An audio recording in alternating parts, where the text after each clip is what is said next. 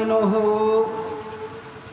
ونستغفره ونعوذ بالله من شرور أنفسنا ومن سيئات أعمالنا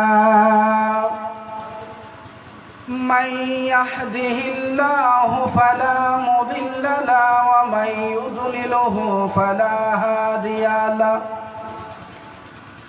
ونشهد أن لا إله إلا الله وحده لا شريك له ونشهد أن سيدنا ونبينا وحبيبنا ومولانا محمدا عبده ورسوله الذي أرسله بالحق بشيرا ونذيرا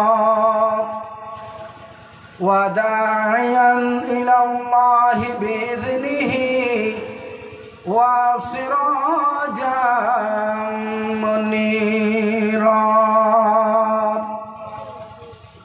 أما بعد فقد قال الله تعالى في كلامه المجيد والفرقان الحميد أعوذ بالله من الشيطان الرجيم بسم الله الرحمن الرحيم إن الله وملائكته يصلون على النبي يا أيها الذين آمنوا صلوا عليه وسلموا تسليما اللهم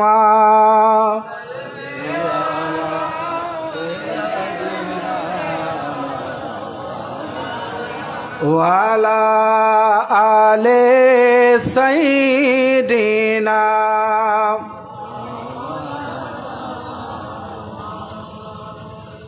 আপনারা কি দুর্বল হয়ে গেছেন, ক্লান্ত হয়ে গেছেন?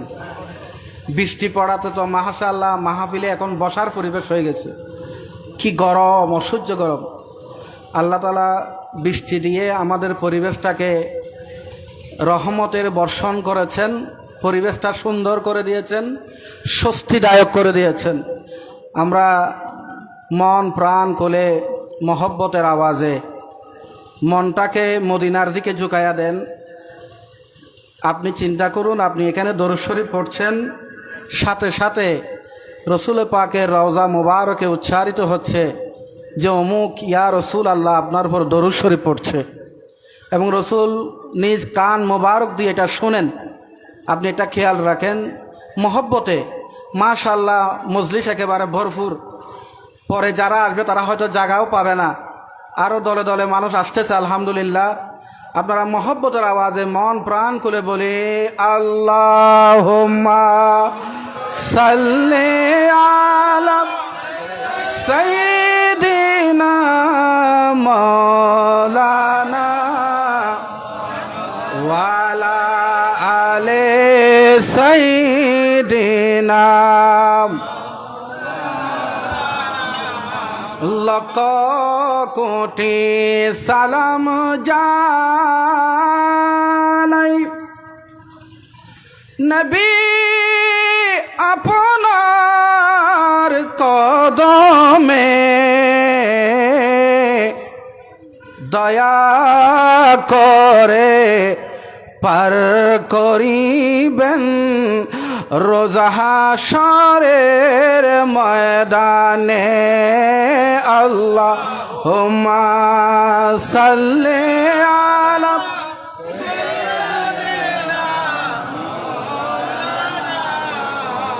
ওয়ালা আলি সাইয়্যিদিনা একে সিনে তক মুশাবাব একে वहाँ से पाऊ तको हुस्ने सिबतैन उनकी जामों में है नईमा नूरों का अल्लाहुम्मा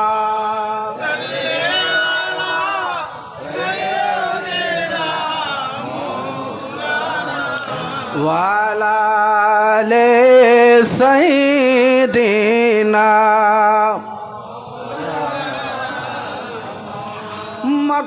मक्कार नगरे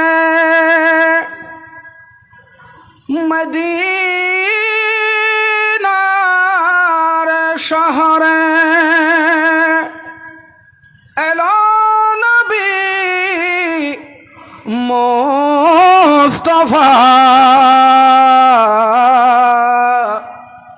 ইসলাম প্রচার করে নবী শুয়ে আছেন মদিনা আল্লাহুম্মা সাল্লি আলা সাইয়্যিদিনা মাওলানা ওয়ালা আলি সাইয়্যিদিনা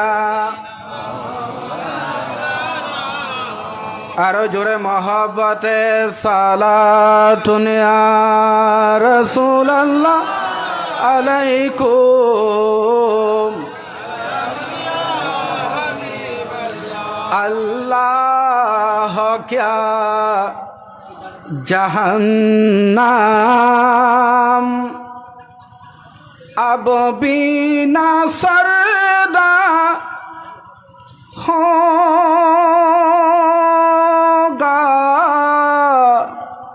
अल्लाह क्या जहन्नम अब बिना सरदा होगा रूह रूह के मुस्तफा ने दरिया बहा दिए हैं उनकी महक ने दिल के गुनचे खिला दिए हैं सालातुन या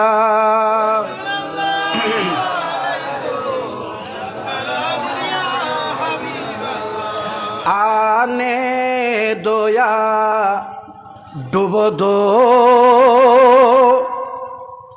अब तो तुम्हारी जानिबे आने दो या डूबो दो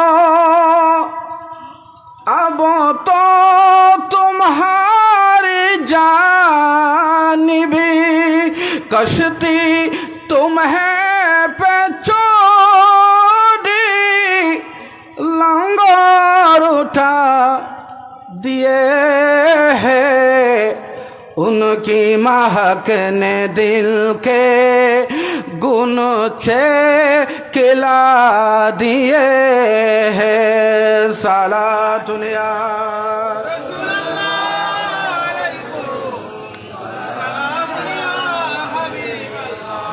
সবাই বলুন আউযু বিল্লাহি মিনাশ শাইতানির রাজিম বিসমিল্লাহির রাহমানির রাহিম ওয়াদ والضحى والليل إذا سجى ما ودعك ربك وما قلى وللآخرة خير لك من الأولى ولسوف يعطيك ربك فترضى صدق الله العظيم وصدق رسوله النبي الحبيب الكريم ونحن على ذلك من الشاهدين والشاكرين رب صل وسلم وبارك عليه जग में जब आए मोहम्मद इस्लाम जिंदा हो गए जग में जब आए मोहम्मद इस्लाम जिंदा हो गए बतूने सब कलमा पढ़ा काफिर मुसलमान हो गए जग में जब आए मोहम्मद इस्लाम जिंदा हो गए पवित्र जश्न जुलूस ईद मिलादुन नबी सल्लल्लाहु अलैहि वसल्लम उद्यापन उपलक्षे काजी कालामिया सौदागर बाड़ी समाज कल्याण संस्थार व्यवस्थापनाय आयोजित आजकेर द्वितीय बारेर मतो पवित्र दर्सुल कुरान माहफिलेर अत्यंत सम्मानीय सभापति आमादेर सकलेर मुरब्बी श्रद्धाभाजन व्यक्तित्व आंजुमाने नक्शबंदिया मुजाद्दिदिया बांग्लादेश रशिदाबाद शाखार सम्मानीय सिनियर सहसभापति हजरतुल हाज मौलाना काजी इकबाल अहमद नक्शबंदी साहेब केबला मंचासीन हजरात उलामाए केराम विशेष करे आजकेर माहफिलेर अन्यतम आलोचक विशिष्ट इस्लामी चिंताविद मुजाहिद आहले सुन्नत अत्र पटिया रशिदाबाद एलाकार सबार सुपरिचित व्यक्तित्व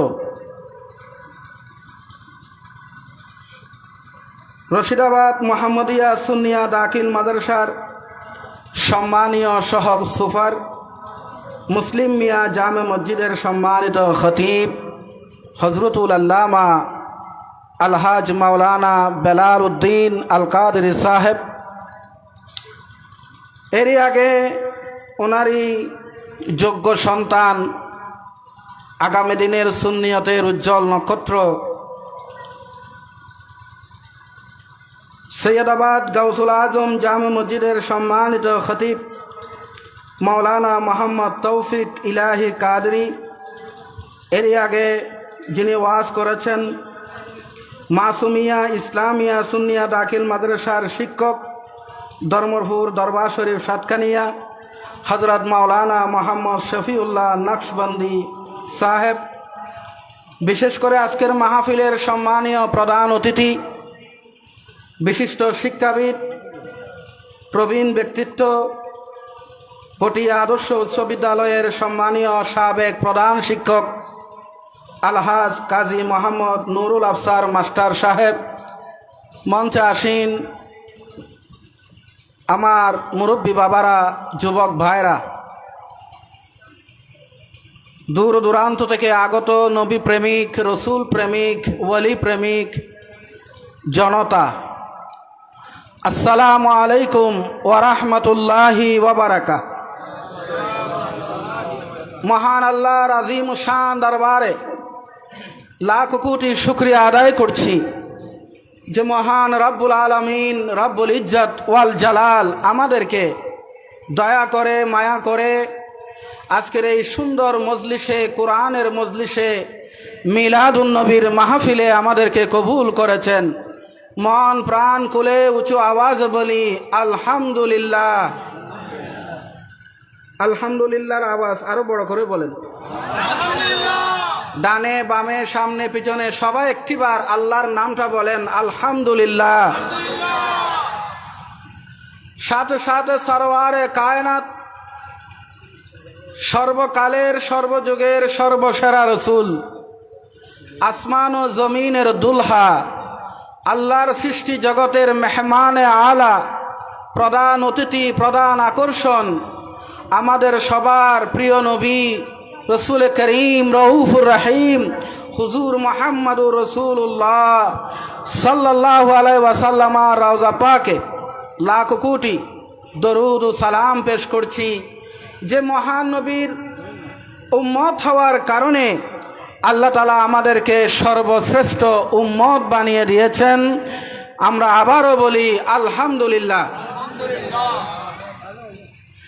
যখন মাহফিল শেষ করার কথা তখন আমার বক্তব্য শুরু হচ্ছে। আজকের পরিবেশ পরিস্থিতি প্রতিকূল হওয়াতে 12টার ভিতরে মাহফিল শেষ করতে পারলে বেশি উত্তম, রাত 12টার ভিতরে। কিন্তু আমরা আসলে যথাসময়ে শুরু করতে পারি নাই। আমি এখানে যারা পরিচালনায় আছেন ওনাদেরকে জিজ্ঞেস করছি, মাহফিল এশার নামাজের পরে খুব ঝুমঝুম বৃষ্টি হয়েছে, যত কারণে যথাসময়ে শুরু করতে না পেরে আমাদের বক্তাদের যে শিডিউল সেই শিডিউলটা যথাযথভাবে দিতে পারে নাই। আমাদের আজকের মাহফিলের এসে আমি হুজুরের অনেক আলোচনা শুনলাম, আগাগোড়াই শুনেছি। সূরা মাউনের উপরে যদি হুজুর আরেকটু সময় পেতেন, হুজুর আপনাদেরকে আরও সুন্দর করে এটা বোঝাতে পারতেন। তাফসীর অনেক কঠিন একটা বিষয়, পড়াশোনা করতে হয়, লেখাপড়া করতে হয়, গবেষণা করতে হয়, এরপরে আপনাদের সামনে হাজির হতে হয়। ওয়াজের নামে এখন সর্বাধিক আওয়াজ হচ্ছে, চারিদিকে আওয়াজ, ওয়াজের নামে আওয়াজ হচ্ছে। বক্তা কতক্ষণ ঢাকায়, কতক্ষণ চট্টগ্রাম, কতক্ষণ কুমিল্লা, কতক্ষণ সিলেট, সব আগাগোড়া সে ঘুরতে থাকে। উনি 2 ঘন্টা 1.5 ঘন্টা বক্তব্য রেখেছে। বক্তা সাহেব কি বলল আর শ্রোতা সাহেব কি শুনলো, যদি জিজ্ঞেস করি ভাই আজকের মাহফিল থেকে আপনি কি বুঝতে পেরেছেন, তার ভিতরে একটা কোরআনও নাই, হাদিসও, বক্তা যিনি কথা বলেছেন ওনার জবানেও নাই। উনি নাত পড়ে পড়ে সুরগুল বাজিয়ে হুরুস্তুল ওয়াজ করে চলে গেছেন, কিন্তু জাতি হেদায়ত হলো না, হেদায়ত শূন্য। কোরআনুল করিমের যদি তেলাওয়াত না হয়, কোরআনুল করিম এবং হাদিস শরীফ যদি তেলাওয়াত না হয়, সেই মজলিস বরকতপূর্ণ হয় না, সেই মজলিস বরকত শূন্য হয়। ওই মজলিসে নূর আসে না, ওই মজলিসের সাথে রব্বে কাবা তার সাথে কানেক্ট হয় না, রসুল পাকের সাথে কানেক্ট হয় না। এই জন্য মজলিসগুলো এলোমেলো হয়ে যায়। এই জন্য আমি গত বছর থেকে আমাদের যারা পরিচালনায় আছে তাদেরকে আমি পরামর্শ দিয়েছিলাম, এই মাহফিলের নাম হবে দরসুল কোরআন। দেখেন 3 জন বক্তাকে 3টা সূরা দিছে, একজনের সূরা ইখলাসের উপর আলোচনা করছে, আপনারা শুনেছেন। আর আমারই আগে আমাদের আজকের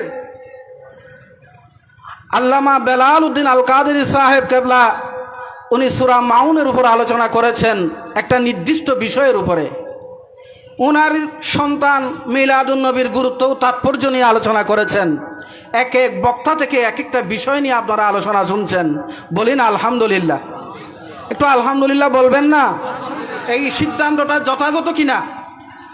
এই সিদ্ধান্তটা যথাযথ হুজুর?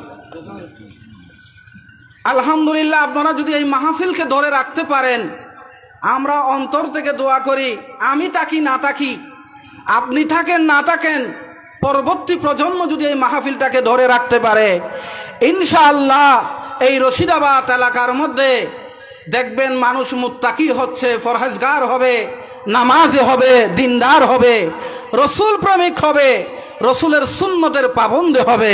চিৎকার দিয়ে বলুন না সুবহানাল্লাহ। কাউকে গালি দেওয়ার দরকার নাই, কাউকে টিটকারি করার দরকার নাই, কাউকে আজে বাজে কমেন্ট করার দরকার নাই। আপনি কোরআন এবং হাদিস থেকে আলোচনা করেন, জনগণ আপনার দিকে ছুটে আসবে। কথা বলেন ঠিক কিনা? জনগণ অলরেডি আহলে সুন্নাত ওয়াল জামাতের বাইরে যা আছে সব বাতিল, এটা মনে রাখবেন। আহলে সুন্নাত ওয়াল জামাতের বাইরে যারা আছে সব, এটা যারা নিজেদেরকে অন্য দল দাবি করে তারাও কিন্তু নিজেদেরকে আহলে সুন্নাত ওয়াল জামাতই বলে।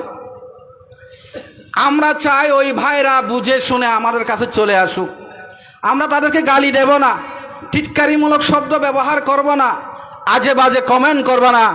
ওরাও আমাদের ভাই। আসুন ভাই, আপনি দরসুল কোরআনে বসুন, আসল কোরআনের তাফসীরটা একটু শুনেন, দেখবেন আসলে আপনার অন্তরের মধ্যে ইশকে রাসূল এসে যাবে। আমি গত দরসুল কোরআন মাহফিলে একটা সূরার উপরে দরস দিয়েছিলাম। সেই সূরাটার নাম কি আপনাদের জানা আছে? সূরা কি? মাশাআল্লাহ, সূরা কাউসার। সূরা কাউসার। আমি সেই মাহফিলে বলেছিলাম যে আল্লাহ তাআলা রাসূল করিম সাল্লাল্লাহু আলাইহি ইসলামের শানে 3টা সূরা নাজিল করেছেন। শত শত আয়াত তো আছেই, একেবারে পরিপূর্ণ পূর্ণাঙ্গ 3টি সূরা নাজিল করেছেন। একটা সূরার নাম সূরা আদ-দুহা, দ্বিতীয় সূরার নাম সূরা আল-ইনশিরা, তৃতীয় সূরার নাম সূরা কাউসার। আজকে আমাদের দ্বিতীয় সূরা সূরা আদ-দুহার উপরে তাফসীর হবে, দরস হবে। আপনারা কি বসতে পারবেন একটু কষ্ট করে? আর যদি আপনাদের কষ্ট হয়, আমি এখনই মিলাদ কিয়াম করে মোনাজাত করে যে হুজুর 12টা বেজে গেছে, ঘুমার টাইম হয়ে গেছে, আমরা চলে গেলে ভালো হয়। আমি অসুবিধা নাই, আমি এখনই মোনাজাত করে দিতে পারবো। 4-5 মিনিট কথা বলে শেষ করে দিই। কি বলেন আপনারা? একটু সময় দিতে পারবেন? যেহেতু শুরু করছি দেরিতে, গোটা একটা বছরে আল্লাহ তাআলার জন্য কয়েকটা ঘন্টা দিতে পারবো না আমরা? সূরা আদ-দুহা কেন নাজিল হচ্ছে? এর আগে আমাদের আল্লামা বেলাল হুজুর শানে নজুল কাকে বলে তার একটা সংক্ষিপ্ত ধারণা আপনাদেরকে দিয়েছেন। সূরা আদ-দুহা কেন নাজিল হচ্ছে, কেন আল্লাহ নাজিল করছেন? এই সূরা দোহাটা পবিত্র কোরআনের এটা 93 নাম্বার সূরা। কত নাম্বার? এর মধ্যে আয়াত আছে 11টা। এটা আল্লাহ তাআলা মক্কা শরীফে নাজিল করেছেন। আবারও বলি, প্রশ্ন আসতে পারে।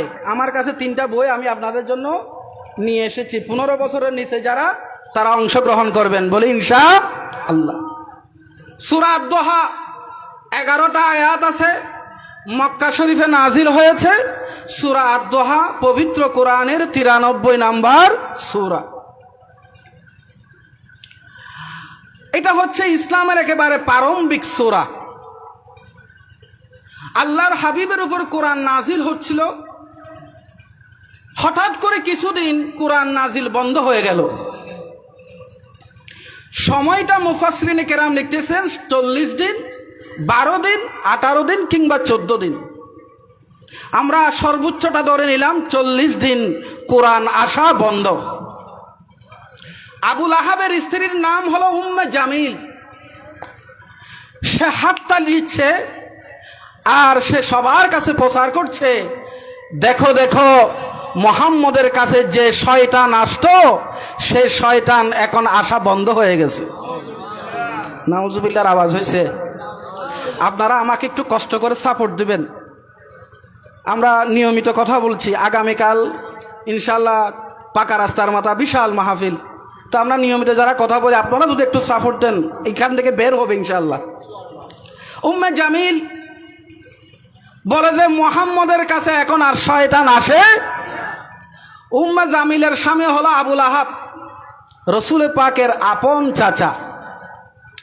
আবু জাহেল বলে যে দেখো, আমরা বলছিলাম না মুহাম্মদের কাছে যেটা আসে তার রব তার উপর নারাজ হয়ে গেছে। মুহাম্মদের রব মুহাম্মদের উপরে নারাজ হয়ে গেছে, এই জন্য কোরআন আসা বন্ধ হয়ে গেছে। কাফেররা খুব খুশি, কোরআন আসা বন্ধ হয়ে গেছে। রাহমাতুল আলামিন অন্তরে ব্যথা পাচ্ছেন। কারা বলছে কথাগুলো? নিজের আপন জেঠা, চাচা, বাতিজা। আত্মীয় স্বজন, উনার গোত্রের মানুষ। জ্ঞানী গুণী যারা, তারা আপন জায়গায় সম্মান পায় না, নিজের এলাকায়, নিজের বাড়িতে, নিজের চাচা জ্যাঠার কাছে সম্মান পায়, বাহিরে সম্মান পায়। এটা একেবারে নবীদের ইতিহাস। আমরা সেই নবীদের ইতিহাস দেখেন, কেউ তার আপন চাচা জ্যাঠার কাছে সম্মানিত পায় না। আল্লাহর হাবিব অন্তরে খুব ব্যথা পাচ্ছেন। রসুল করিম যখন এই অবস্থা, তখন আল্লাহ রব্বুল আলামিন বলেন, জিবরিল তুমি দ্রুত যাও আমার বন্ধুর দরবারে, রহমতুল্লিল আলামিনের দরবারে সূরা আদ-দুহা নিয়ে যাও। সূরা আদ-দুহা নিয়ে আল্লাহর হাবিবের দরবারে জিবরিল আলাইহিস সালাম চলে আসলেন। আল্লাহর হাবিবকে বলা হলো, ওয়াদ-দুহা ওয়াল-লাইলি ইযা সাজা মা ওয়াদ্দাআকা রাব্বুকা ওয়া মা ক্বালা ওয়ালাল আখিরাতু খায়রুল লাকা মিনাল উলা। সুবহানাল্লাহ। আল্লাহ রাব্বুল আলামিন বলেন, ওয়াদ-দুহা, দুহার কসম, ওয়াল-লাইলি ইযা সাজা, রাতের বেলার কসম। আল্লাহ কসম করছেন কথা শুরু করার আগে। বলেন তো আল্লাহর কসমের কোনো দরকার আছে নি? আল্লাহর কসমের কোনো প্রয়োজন নাই, কারণ আল্লাহ সব সময় সত্য বলেন। আমরা যারা বান্দা, আমরা কখনো সত্য বলি, কখনো মিথ্যা বলি। এই জন্য আরেকজন ব্যক্তিকে সত্যটা বোঝানোর জন্য মাঝে মাঝে বলি আল্লাহর কসম।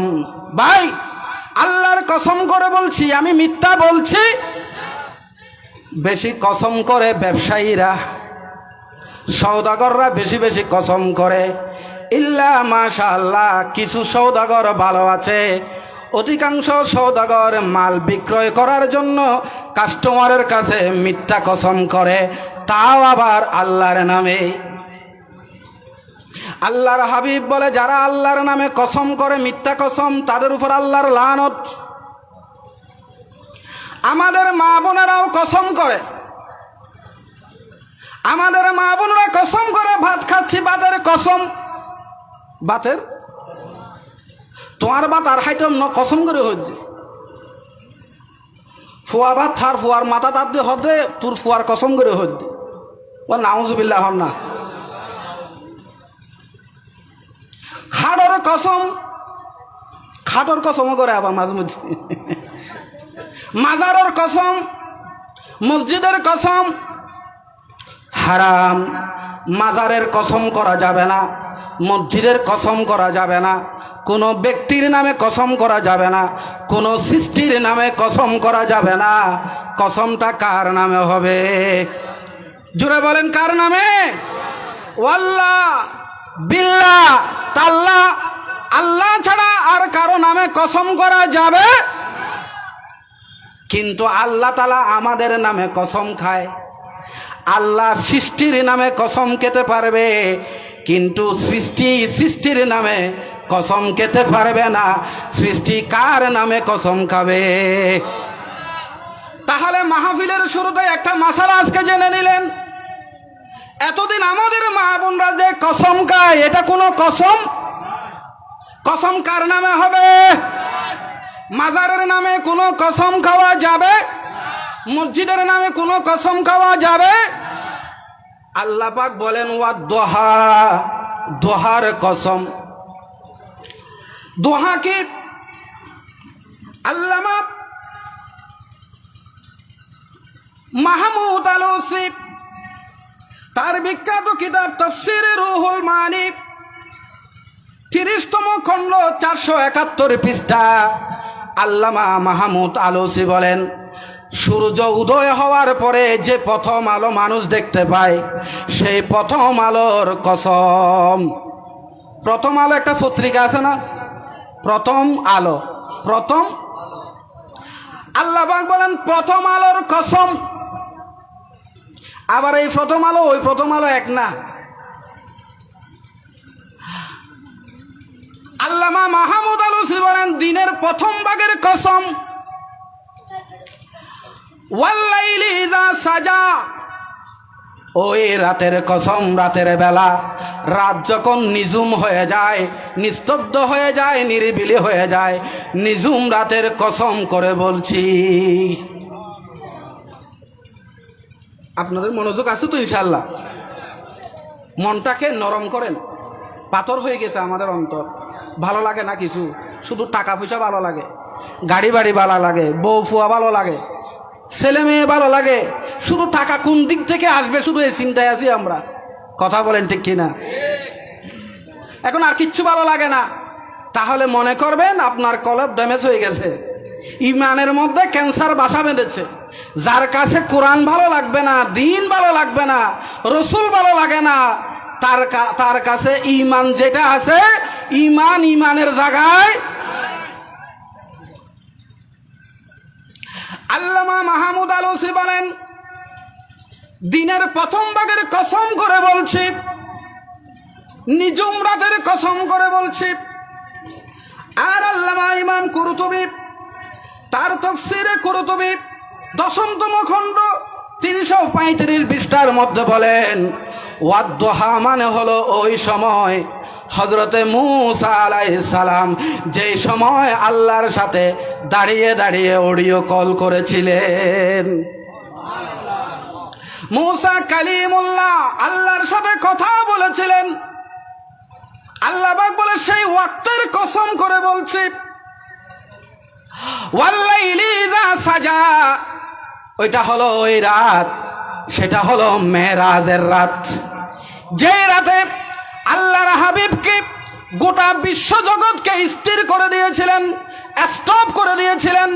আর আল্লাহর হাবিবকে দাওয়াত নামা পাঠিয়ে, ড্রাইভার পাঠিয়ে, জিবরিল পাঠিয়ে, আসমান জমিন সফর করে, জান্নাত জাহান্নাম সফর করিয়ে রব্বুল আলামিনের সাথে দেখা করেছিলেন।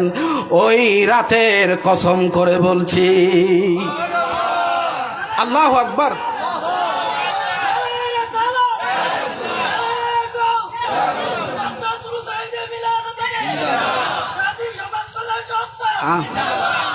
আল্লামা 3 ধরনের তাফসীর। আল্লামা মাহমুদ আলুসি বলেন এটা, আল্লামা ইমাম কুরতুবী বলেন এটা, আল্লামা ফখরুদ্দিন রাজি তাফসীরে কবির 30তম খণ্ড 422 পৃষ্ঠার মধ্যে বলেন না, ওয়াদ-দুহা মানে হলো ইয়া রাসূলুল্লাহ আপনার নূরানি চেহারার কসম। আল্লাহু আকবার। ইয়া রাসূলুল্লাহ আপনার নূরানি চেহারার কসম করে বলছি। ওয়াল্লাইলি ইযা সাজা, ইয়া রাসূলুল্লাহ আপনার চুল মুবারকের কসম করে বলছি। আল্লাহু আকবার বলেন না। আমার নবী কিরকম সুন্দর ছিল, নবীজির চেহারা মুবারক কত সুন্দর, যে চেহারার কসম খায় কে? মা আয়েশা সিদ্দিকা রাদিয়াল্লাহু তাআলা আনহা বলেন নবীজি কেমন সুন্দর দুনিয়াবাসী শুনো আমার থেকে। মা আয়েশা সিদ্দিকাকে, তিনি আমাদের আম্মা জান, রসুল পাকের স্ত্রী বিবি। মা আয়েশা সিদ্দিকা বলেন আমি সুই দিয়া কাপড় সেলাই করছিলাম, হঠাৎ করে সুইটা হারায়া গেছে। অনেক খোঁজাখুঁজি করলাম, কিন্তু সুইটা আমি কোনো মতে বের করতে পারছি না। হঠাৎ করে দেখি রসুল করিম সাল্লাল্লাহু আলাইহি ওয়াসাল্লাম আমার ঘরে তশরিফ আনলেন। আল্লাহর রসুলের নূরানি চেহারার ঝলকের কারণে যেই সুইটা এতক্ষণ খুঁজে পাইলাম না, সাথে সাথে আমার হারানো সুইটা পেয়ে গেলাম।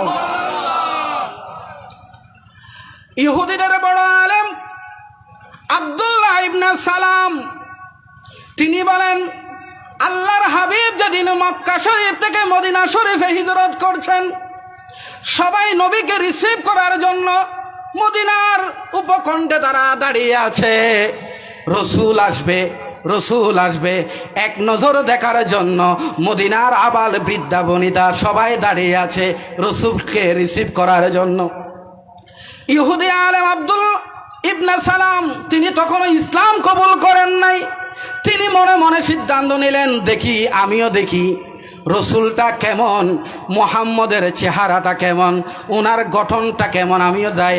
উনি চুপে চুপে চুপে চুপে গেলেন, আড়াল হয়ে আছেন। আল্লাহর হাবিব মদিনা শরীফে প্রবেশ করলেন। আব্দুল্লাহ ইবনে সালাম বলেন, ও আল্লাহ, আল্লাহর কসম করে বলি, আল্লাহর রসুলের চেহারা এত সুন্দর, এত সুন্দর, এত নূরানি চেহারা। আব্দুল্লাহ ইবনে সালাম বলেন, না না না, এটা কখনো মৃত্যুকের চেহারা হতে পারে না। আমি ওই দিনে সিদ্ধান্ত নিলাম, আমি ইসলাম কবুল করব। মদিনার বাসীরা তারা শেয়ার গাইতে লাগলেন, তালাল বদরু আলাইনা মিন সানিয়াতিল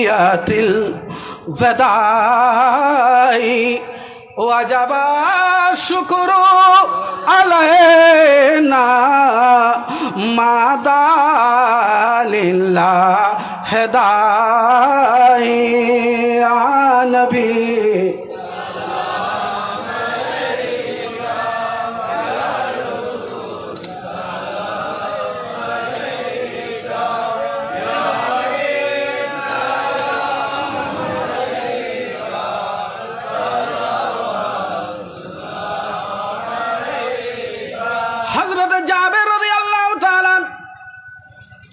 জিক্রে জামিলের মধ্যে নোট এনেছেন। হযরত জাবের রাদিয়াল্লাহু তাআলা আনহু বলেন, আমি রসুলের মজলিসে বসা, আকাশে পূর্ণিমার চাঁদ উদয় হয়েছে। আমি জাবের একবার আকাশের পূর্ণিমার চাঁদের দিকে তাকায়, আর একবার আমার নবীর নূরানি চেহারার দিকে তাকায়।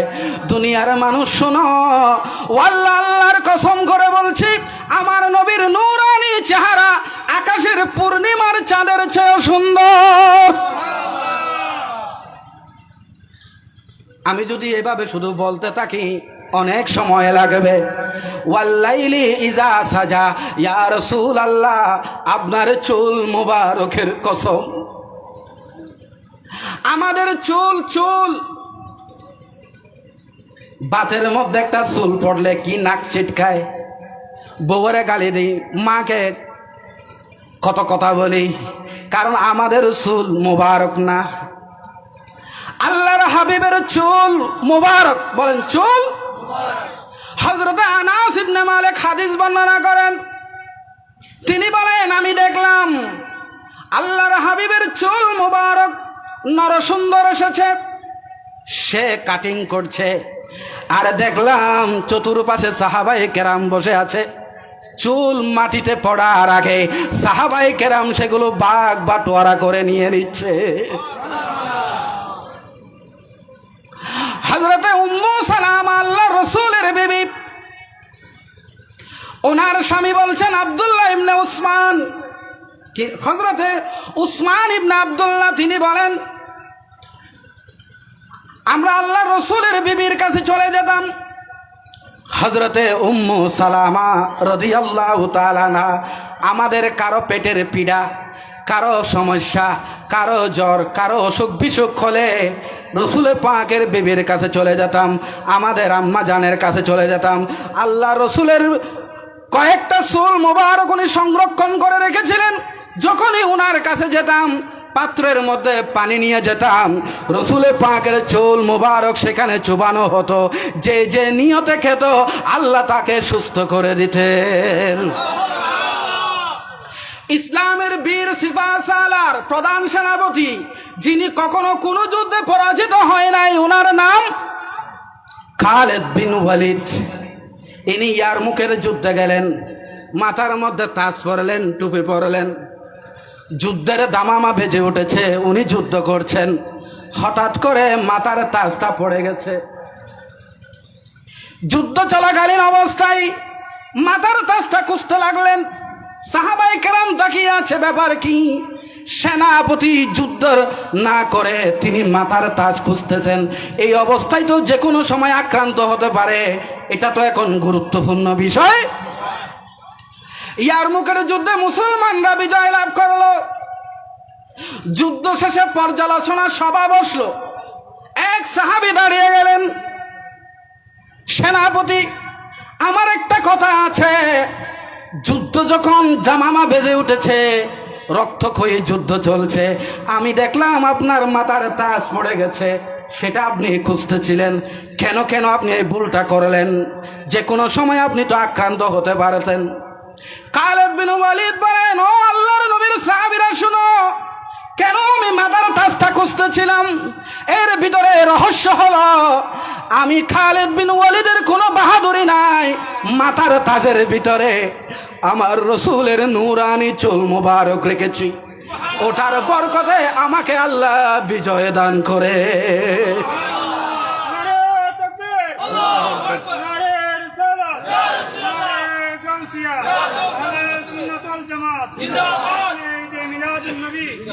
আলা হযরত ইমাম আহমদ রেজা খা শুধু ওয়াদ্দুহা ওয়াল লাইলি ইযা সাজা, এই দুই আয়াতের উপরে উনি একটা নাত লিখেছেন। কি লিখেছেন? হে কালামে ইলাহি মে শামসুদোহা, তেরে চেহরায়ে নূরে ফজা কি কসম, কসমে শবে तारो में राजोईता के हबीबों की जुल्फे दूता की कसम, कसमे शोबे तारों में राजोईता। सलातुनिया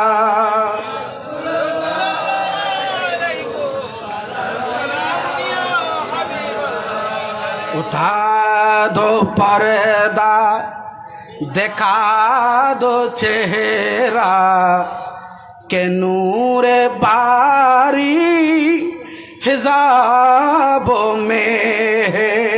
बोलें, उठा दो पर्दा, दिखा दो चेहरा, के नूरे बारी हिजाबों। ज़माना तारिक हो रहा है कि मेहर कबो से निकाबों में है। सला तूने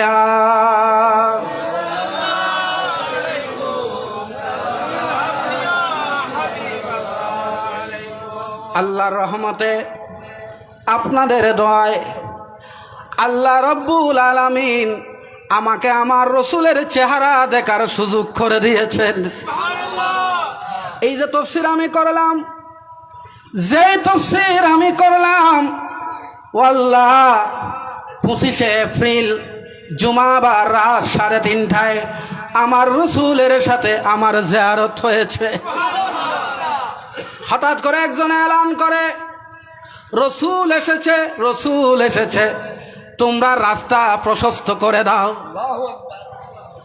হাজার হাজার মানুষ আল্লাহর রাসূলকে এক নজর দেখার জন্য সবাই রাস্তায় দাঁড়িয়ে আছে। দেখুন, হুজুর কেবলা তাহের শাহ, হুজুর কেবলা তৈয়ব শাহ হুজুর, বর্তমান যারা আছে আওলাদে রসুলদেরকে দেখার জন্য মানুষ রাস্তায় ঘন্টার পর ঘন্টা দাঁড়িয়ে থাকে। আমি কি করলাম?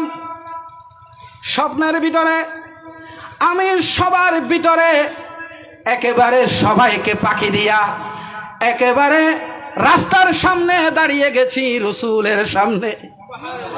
আল্লাহ রসুল মুস্কি হেসে দিলেন, হাতটা ধরে একটা মাছের ট্যাঙ্গের কাছে নিয়ে গেলেন, মাছের ড্রাম। সেখানে কিছু জীবিত মাছ, কিছু মরা মাছ, সেগুলো লাফাচ্ছে। ওখান থেকে 2টা মাছ আমাকে দিলেন, মুস্কি হেসে রসুল চলে গেছেন। আল্লাহ রসুলের মাথা মুবারক চুলগুলো কেমন ছিল জানেন? রসুলের পাকের চুল 3 ভাবে রাখতেন। এক ভাগ রাখতেন কান পর্যন্ত, আর এক ভাগ কখনো রাখতেন কানের লতি পর্যন্ত, আবার কখনো কখনো কাঁধ মোবারক পর্যন্ত। রসুল পাকের চুল মোবারক না অতি কুঞ্চিত, না অতি একেবারে সোজা। রসুল পাক সাল্লাল্লাহু আলাইহি ওয়াসাল্লাম মাথার দুই ভাগ দিয়া সিটি করতেন। আমরা তো কেউ ডানে কেউ বামে সিটি করি। আমি দেখলাম শামায়েল তিরমিজির ভিতরে যেভাবে লিখেছেন, রসুল পাক দুই সুতির দুই মাথার মাঝখানে আল্লাহ রসুল সিটি করেছেন। রসুল পাকের দাড়িগুলা এত বেশি পাকা না, সবগুলো কালো, মাত্র 2-3টা দাড়ি পেকেছে। রসুল দেখতে চান? হাত তুলে দেখান, রসুল দেখতে চান? আল্লাহ তুমি আমাদেরকে কবুল করো যে রসুল দেখেছে। বুখারীর হাদিস, মান রানি ফিল মানামে ফাকাদ রাআল হক। যে রসুল দেখেছে সে সত্যি আমাকে দেখেছে। কারণ শয়তান সবার সূরত ধারণ করতে পারে, কিন্তু আল্লাহর হাবিবের সূরত ধারণ করতে পারে। রসুল দেখার জন্য কি করতে হবে? রসুল দেখার জন্য রসুলে পাকের সুন্নতের পাবন্দি হতে হবে। আল্লাহর হাবিবের উপরে বেশি বেশি দরুদ আর সালাম পড়তে হবে। আমরা তো কৃপণতা করি দরুদ পড়তে। কত এখানে এটা বেদাত, এটা দাঁত, এটা জায়েজ না, এখানে না জায়েজ, এটা রসুল পড়ছেনি, এটা পড়েন নাই, এটা হাদিসে আসেনি, এটা কোরআনে নাই, কত যুক্তি। ঠিক আছে না? আরে বাবা, রসুল তো কোথাও শর্ত দেয় নাই দরুদ এটা পড়তে পারবা ওইটা পড়তে পারবা না, এই ধরনের কোন শর্ত কোরআন হাদিসে আসেনি। কি বলেছে কোরআনে? তাই সাল্লু আলাইহি ওয়াসাল্লিমু। তোমরা নবীর উপর দরুদ পড়ো, সালাম পড়ো, বসে পড়ো, দাঁড়াইয়া পড়ো, শুয়ে পড়ো, তোমার যেরকম ইচ্ছা সেরকম পড়ো, শুধু শিরিক না হলে হবে। শুধু শিরিক না হলে সব শব্দ তুমি রসুলের শানে ব্যবহার করো। তাহলে ওয়াদ-দুহা ওয়াল-লাইলি ইজা সাজা। এরপর এখন কথা শুরু করছেন। ফ্যানটা একটু কি আমার দিকে দেওয়া যাবে? হালকা, বেশি গরম লাগতেছে, হালকা করে। আল্লাহুম্মা সাল্লি মোহাব্বতে ওয়ালা আলি সাইয়্যিদিনা। আমার এদিকে বন্ধ, আপনাদের ওদিকে খোলা আছে। এটা বন্ধ না হলে বাতাসটা আসতো, এটা বন্ধ হওয়াতে বাতাস। আপনাদের কোনো কষ্ট হচ্ছে না?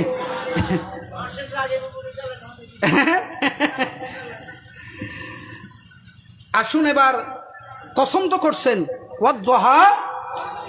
এতদিন তো সূরা দোহা পড়ছেন, এটার ভিতরে যে এত কথা আছে আপনারা কি জানতেন? তাহলে কোরআন থেকে আলোচনার দরকার আছে না নাই? হাত তুলে দেখেন, আলোচনার দরকার আছে না নাই? এবার আল্লাহ পাক কথা শুরু করছেন, জবাব দিচ্ছেন। ওই কথার জবাব, ওই যে উম্মে জামিল বলেছে মুহাম্মদের কাছে শয়তান এখন আর আসে। আবু লাহাব বলেছে যে মুহাম্মদের রব মুহাম্মদের উপর নারাজ হয়ে গেছে।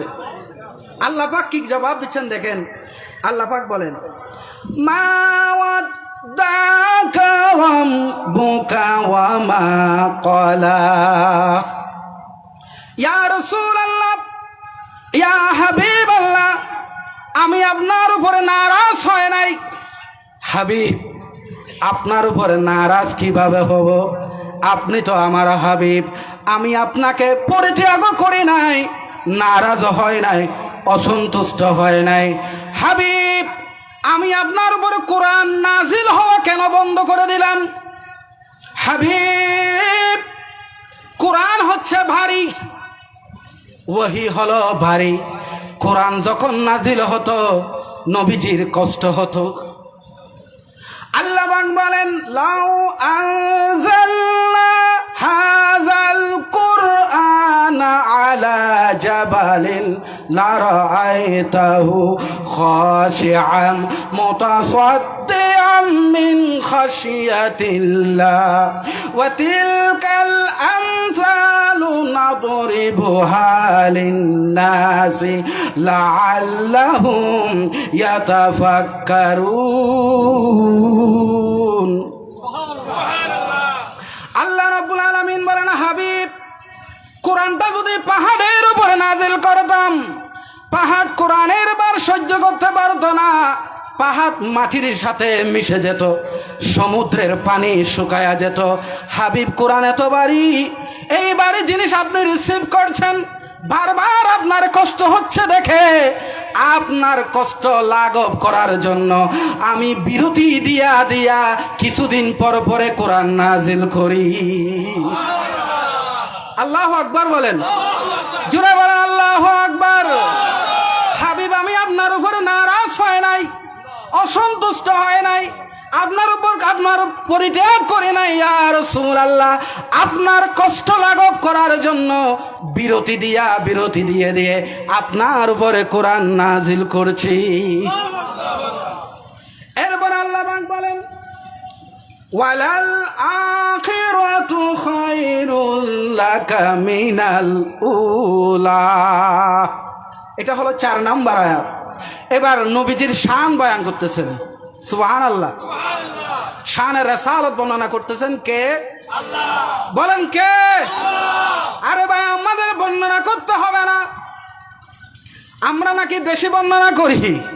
আরে ভাই, আমরা কতটুকু বর্ণনা করতে পারবো? আল্লাহর এক একটা আয়াতের যদি তাফসীর করি, বক্তার কণ্ঠ শুকায়া যাবে, স্টপ হয়ে যাবে, মাইক বন্ধ হয়ে যাবে, মাইকের ব্যাটারি চার্জ চলে যাবে, কিন্তু রাসূল পাকের শানের আলোচনা বন্ধ হবে। আল্লাহ পাক কি বলেন দেখেন। এবার রাসূলের শানের রিসালাত বয়ান করছেন।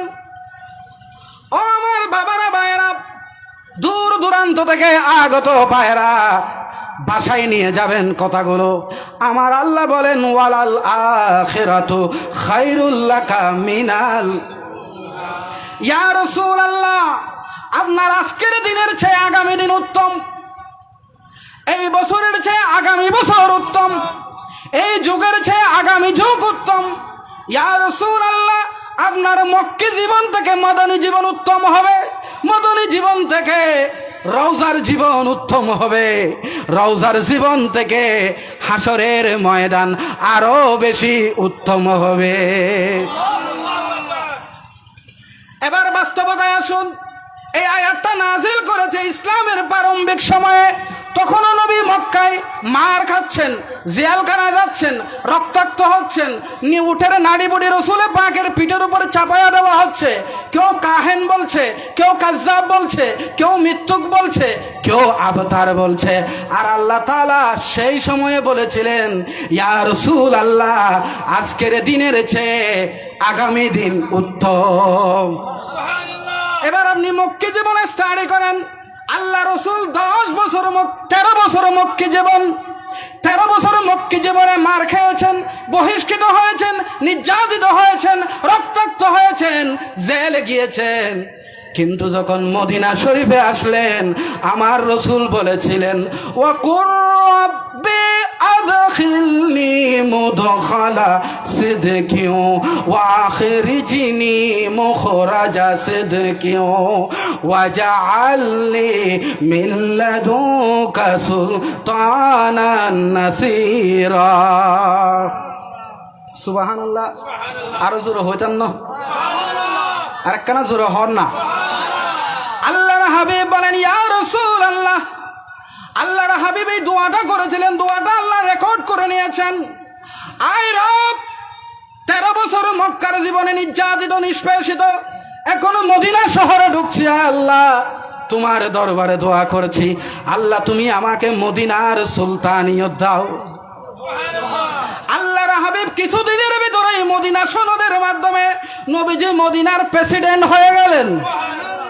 বদরে বিজয় লাভ করলেন, খন্দকে বিজয় লাভ করলেন, হুনায়ন হুদায়বিয়ার সন্ধি, ফতেহে মক্কা বিজয় লাভ করে আল্লাহর হাবিব যখন বিদায় হজের ভাষণ দিচ্ছেন, তখন নবীজির সামনে 1,25,000 সাহাবী।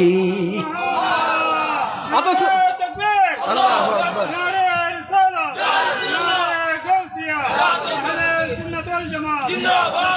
আমার বাবারা ভাইয়েরা,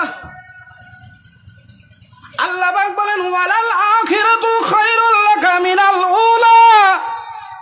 ইয়া রাসূলুল্লাহ, আপনার আজকের দিনের চেয়ে আগামী দিন উত্তম হবে। দেখেন গারে হেরা, আল্লাহর হাবিব শুধু মা খাদিজা ইসলাম কবুল করেছে, বাইরে সিদ্দিক আকবর, উনার গোলাম জায়েদ, মাওলা আলী শেরে খুদা ৩-৪ জন ইসলাম কবুল করেছে। কি মার চলছে চারিদিকে, নৌ মুসলিমদের উপরে নির্যাতন চলছে। আর আজকে আল্লাহর হাবিবের সামনে ১,২৫,০০০ সাহাবী। আল্লাহ পাক আয়াত নাযিল করে দিয়েছেন। কি আয়াত? বিসমিল্লাহির রহমানির রহিম। আল-ইয়াওমা আকমালতু লাকুম দীনাকুম ওয়া আতমামতু আলাইকুম নি'মাতি ওয়া রাদিতু লাকুমুল ইসলাম দীনা। ইয়া রাসূলুল্লাহ, আজকে ইসলাম কমপ্লিট করে দিলাম। আজকের দিনের চেয়ে আগামী দিন, ইয়া রাসূলুল্লাহ, মক্কার জীবনের চেয়ে মদনী জীবন উত্তম হবে, মদনী জীবনের চেয়ে রওজার জীবন উত্তম হবে। হায়াতি খায়রুল লাকুম ওয়া মামাতি খায়রুল লাকুম। আমার ইন্তেকালে তোমরা সুখ দিবস পালন করিও না, কারণ আমি রওজাতে জিন্দা। শুধু জিন্দা না, তুরাদু আলাইয়া আমালুকুম। সোমবার এবং বৃহস্পতিবার তোমরা কে কি আমল করো আমার রওজার দপ্তরে আসবে, আর আমি এগুলো চেক করি। যদি ভালো কিছু দেখি আমি আল্লাহর প্রশংসা করি, আর যদি কোনো খারাপ কিছু দেখি আল্লাহর কাছে বলি, আল্লাহ আমার উম্মতকে মাফ করে দাও। রওজার জীবন উত্তম হবে। ইয়া রাসূলুল্লাহ, আমি যখন মদিনা শরীফে গেলাম, কিছুদিন আগে সফর করে আসলাম, মাত্র 15 দিন হয়েছে। প্রথমে আমরা মদিনা শরীফে গিয়েছি। আল্লাহর রহমতে আপনাদের দোয়া একটা হাউস এজেন্সি আছে, আমরা 35 জন নিয়ে গেলাম। আমি সবাইকে কাফেলাকে রেখে তাদেরকে করাইয়া চুপি চুপি রসুলে পাকের রওজার সামনে দাঁড়াইয়া গেলাম। আমি চিন্তা করলাম কোরআন থেকে এমন সূরাগুলো পাঠ করব যে সূরাগুলো রাসূলের শানে নাযিল হয়েছে। সূরা হুজুরাত তেলাওয়াত করলাম, সূরা আদ-দুহা তেলাওয়াত করলাম, সূরা ইনশিরাহ তেলাওয়াত করলাম, সূরা কাউসার তেলাওয়াত করলাম, দরুদে তাজ পড়লাম। এবার নবীকে গুনগুন করে নবীকে সালাম দিতে লাগলাম। খোদার কসম, মনে হচ্ছে রওজা আমাকে চুম্বকের মতো টেনে নিয়ে যাচ্ছে। ওয়াইফাই এর ফাস্টকোড দিলে, পিনকোড দিলে যেমন ওয়াইফাই কানেক্ট হয়ে যায়, আমার মনে হয় যেন আমি পাসওয়ার্ড পেয়ে গেলাম। রওজা যেন চুম্বকের মতো টেনে নিয়ে যাচ্ছে, চোখ থেকে ঝরঝর পানি আসছে। আমি অন্যরকম হয়ে গেলাম।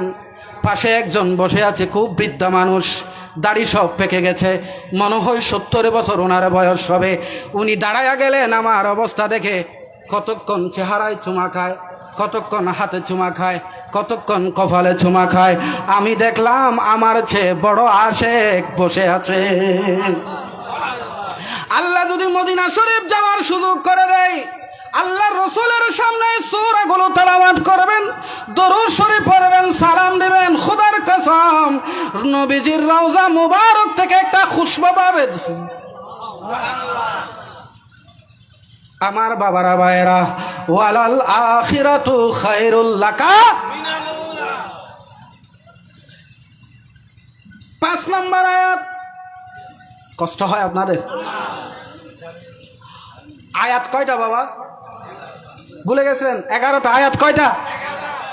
ইনশাআল্লাহ হাত্তা মাতালাইল ফজর, ফজরের নামাজ পড়ে আমরা যাব ইনশাআল্লাহ। যে ইনশা ভাই জোরা করে হয় ইনশাআল্লাহ, ওনারা আস্তে করে কে হইও আর ঘুম যাবেন না। আজি ওনার আর ঘুম হইতো না, আয় আজি আসি ওনার লোক।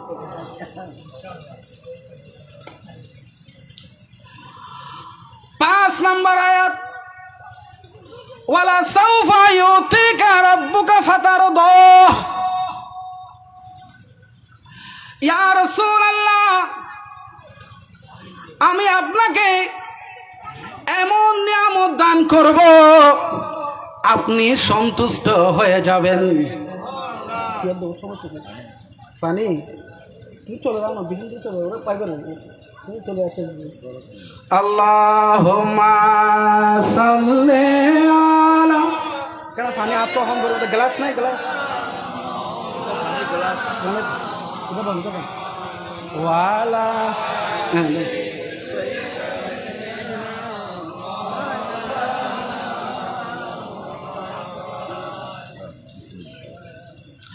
ওয়ালা সাউফা ইউতিকা রাব্বুকা ফাতারদা। ইয়া রাসূলুল্লাহ, আপনাকে এমন নিয়ামত দান করব আপনি সন্তুষ্ট হয়ে যাবেন। দেখেন, আল্লাহ রসুলের সন্তুষ্টি চায়। এই আয়াত থেকে একটা মাসালা জেনে নেন। ইব্রাহিম আলাইহিস সালাম খলিলুল্লাহ, আর আমাদের নবী হাবিবুল্লাহ। মা বাইনাল ফারক হাবিবুল্লাহ আও খলিলুল্লাহ। হাবিবুল্লাহ কাকে বলে, খলিলুল্লাহ কাকে বলে? এই আয়াত থেকে তাফসীর জেনে নেন। খলিলুল্লাহ কাকে বলে? খলিলুল্লাহ তাকে বলে যিনি আল্লাহর সন্তুষ্টি চায়। আমরা সবাই আল্লাহর সন্তুষ্টি চাই। আল্লাহকে কিভাবে রাজি করব, আল্লাহকে কিভাবে সন্তুষ্টি করব, আল্লাহর রেজামন্দি কিভাবে লাভ করব, এটা আমাদের সবার চাওয়া। ইব্রাহিম আলাইহিস সালাম আল্লাহকে সন্তুষ্টি করতে চাই।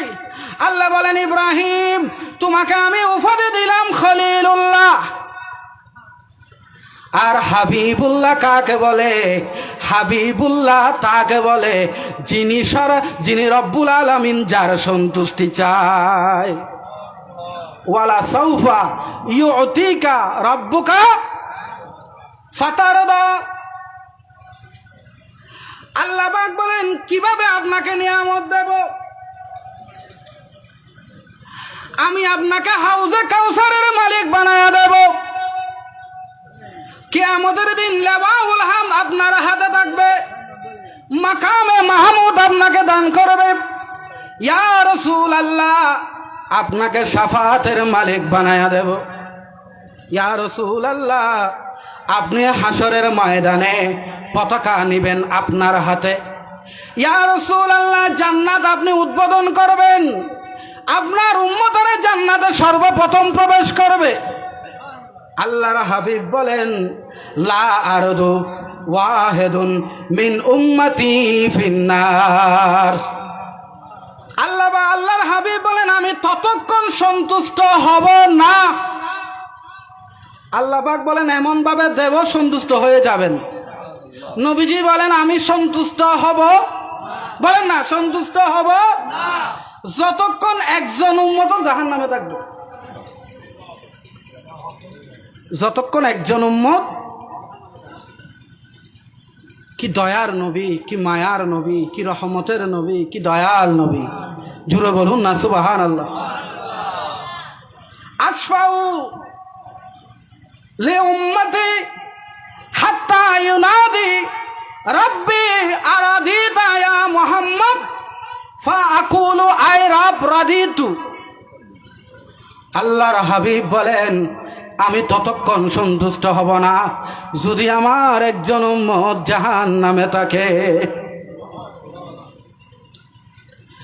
ও আমার বাবারা ভাইরা, আল্লাহর হাবিব আল্লাহর সেজদার মধ্যে পড়ে যাবে আর বলবে, ইয়া উম্মতি, ইয়া উম্মতি, আল্লাহ আমার উম্মতকে হেফাজত করো। কিছু মানুষ বেরোজগার হবে, সুদখোর আছে, ঘুষখোর আছে, আছে না নাই? চান্দাবাজ আছে না নাই? চান্দাবাজ কি বন্ধই না আরো বাড়ি গি?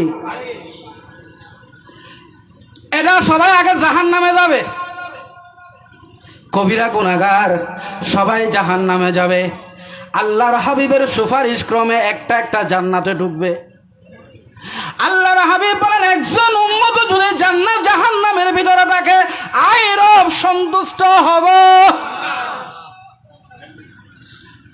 যখন একজন উম্মত শেষ উম্মতটা নিয়েও যখন জান্নাতে ঢুকাইয়া দেবে, আমার রব বলবেন আয় মুহাম্মদ ইয়া রাসূলুল্লাহ আরাদিতা ইয়া মুহাম্মদ, এখন কি সন্তুষ্ট হয়েছেন? আল্লাহর হাবিব বললেন রাদিতু আয় রব, হ্যাঁ আমি এখন সন্তুষ্ট হয়ে গেলাম। অথচ নবীর পিছনে আমরা নাই। নবী আমাদের জন্য কাঁদছে। কি রওজা বলেন, কি কবরে বলেন, কি হাসরের মাঠ বলেন, কি ফুলসিরাত বলেন, সব জায়গায় একটি শব্দ ইয়া উম্মতি, ইয়া উম্মতি। কিন্তু আমরা নবীকে বাদ দিয়া আমরা নেতার পিছনে দৌড়াচ্ছি। কথা বলেন ঠিক কিনা?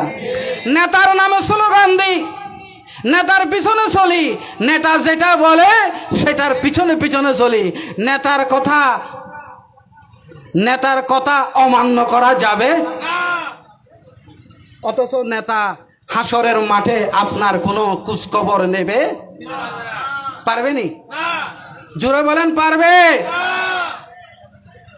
আল্লাহর হাবিবের নামে আমরা স্লোগান দেই না, মিছিল মিটিং করি না, আন্দোলন সংগ্রাম করি না, আমরা নেতার নামে করি। অথচ আমরা বড় বড় আশেকে রসুল, আমরা বড় আশেক, রসুলের জন্য দিওয়ানা পারওয়ানা। ভাই আসেন আজকের এই সংসদ ভবনে নবীজির আদর্শ কায়েম করব। দেখবেন 10 জনও খুঁজে পাওয়া যায় না ওই নেতার পিছনে।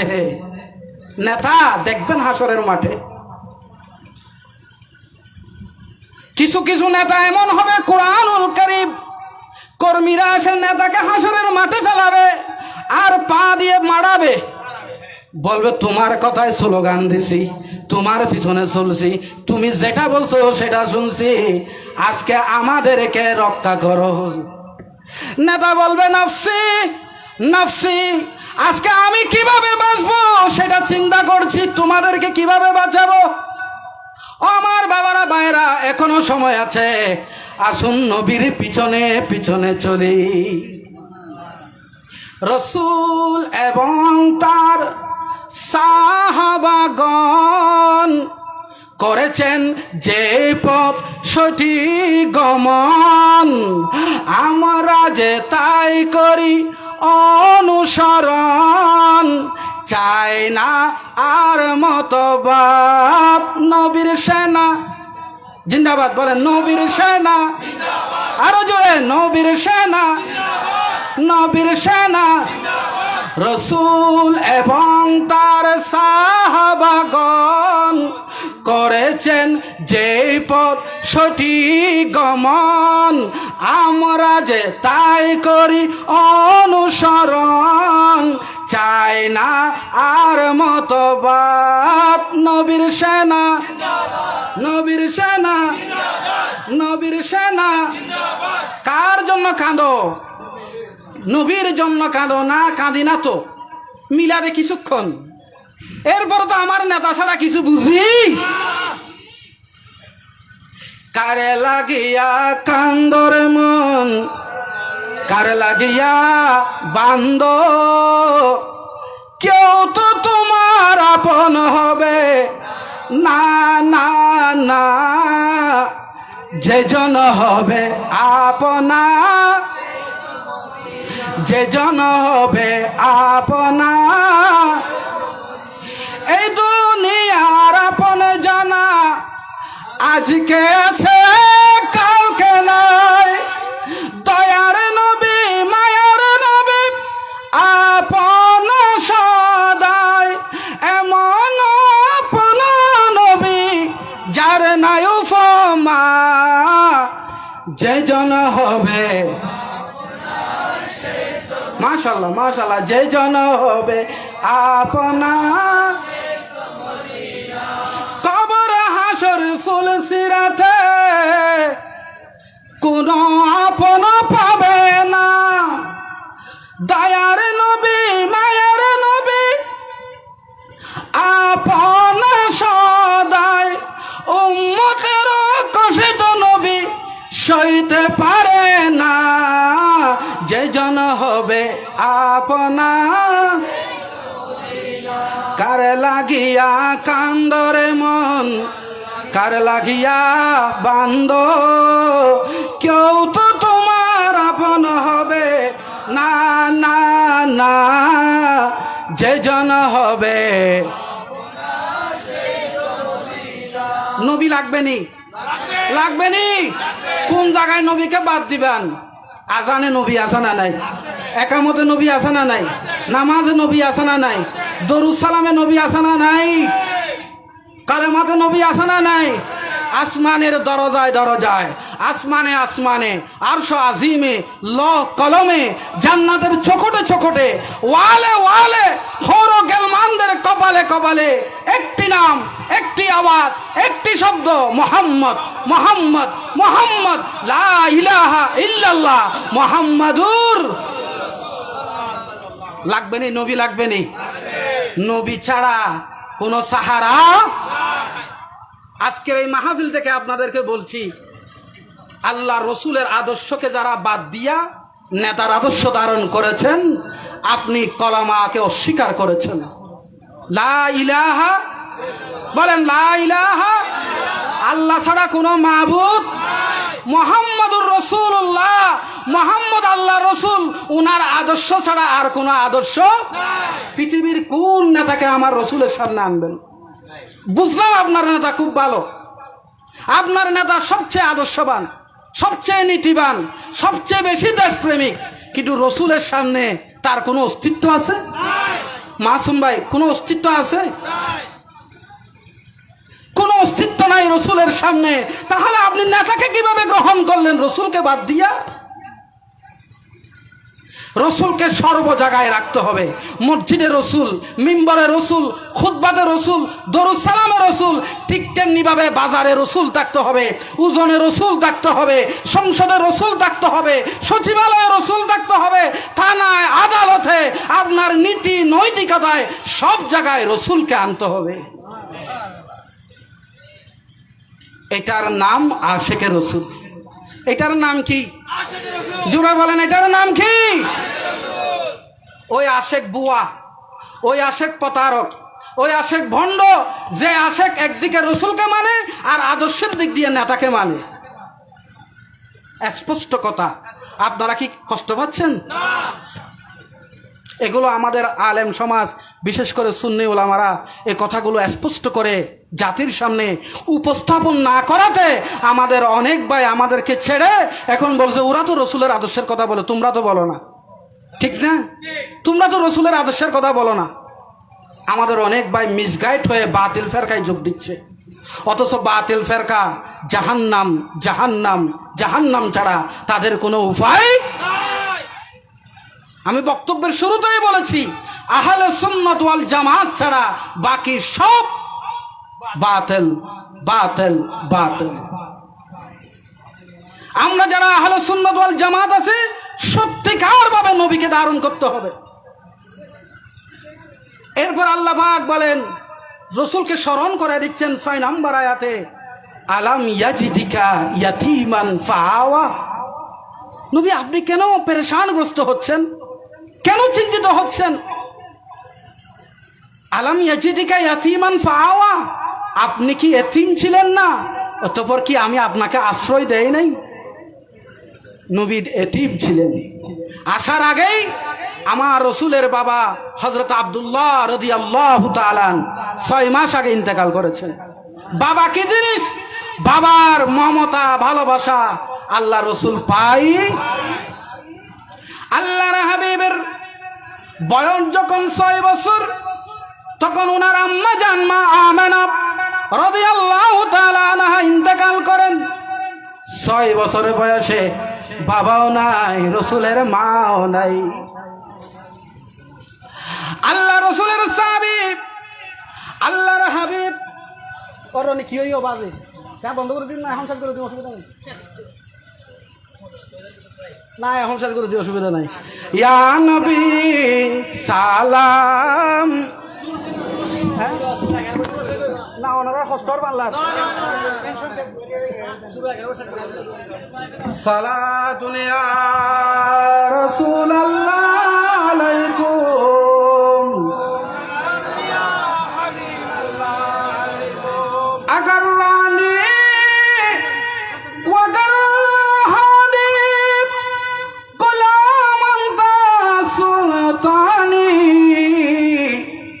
দেখেছি যে নামে দানব আগে সিনিয়া রসুল আল্লাহ সালাতুনিয়া।